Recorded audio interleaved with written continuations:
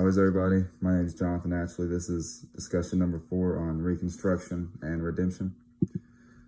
So what was the primary goal of the Redemptionist movement? Basically, all the white racist slave owners were bitter. They were bitter about the Civil War, about the outcome of the Civil War, and they wanted to do their best to take away all the rights that the black people just received. They wanted to do their best to take them away. So this led to much violence towards black people from the KKK, the White League, the Red Shirts, which were all just white racist terrorist groups. And you had pro-Reconstruction politicians being assassinated. You had black people everywhere dealing with major oppression. And then just a little quote from Du Bois, I think that's how you say his name, that ties into this. He said, "The slave went free, stood a brief moment in the sun, and then moved back again towards slavery." So just because the Civil War happened and they got their rights, it was not wasn't the last step to end racism right there. So now just defining these words, segregationist.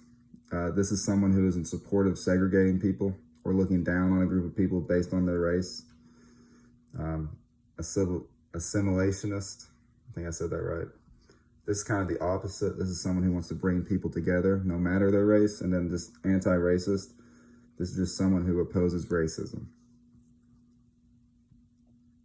And I think the mob would best be described as segregationist, because when the cops would kill unjustly, they wouldn't do anything, but they got outraged when the black man killed. So I think the mob would be described as segregationist right there. And if Wells was a journalist in today's society, I think Wells would be a very strong activist towards the black community in light of everything that's going on in today's world. I think through his journalism, you'd see a lot about that.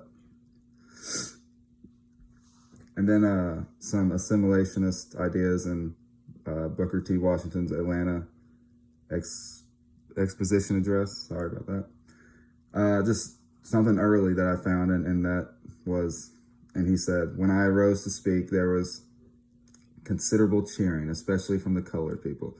As I remembered it now, the thing that was uppermost in my mind was the desire to say something that would cement the friendship of the races and bring about hearty cooperation between them." So that quote right there, I mean, his goal was to bring people together. And I would say Booker T. Washington was more of an assimilationist. Sorry. He wanted to win the respect from whites and bring everyone close together through time. And Du Bois was more of, I'd say, anti-racism. He fought for more of a change at that very moment. And then number 7, music was a big part of slave culture. You hear all about it. So I think this is how they would communicate with each other. This is how they would tell stories. This is how they would keep each other entertained. So I think Du Bois was just trying to show us a part of their culture. And lastly, I think the assimilationists have left more of a legacy. People today are still trying to bring people together, no matter their race. They're trying to really have everybody just bring people together. I mean, that's really all I can say. It's really, a lot of people today are trying to bring people together. So I think definitely the assimilationists have left more of a legacy. Thank you for watching.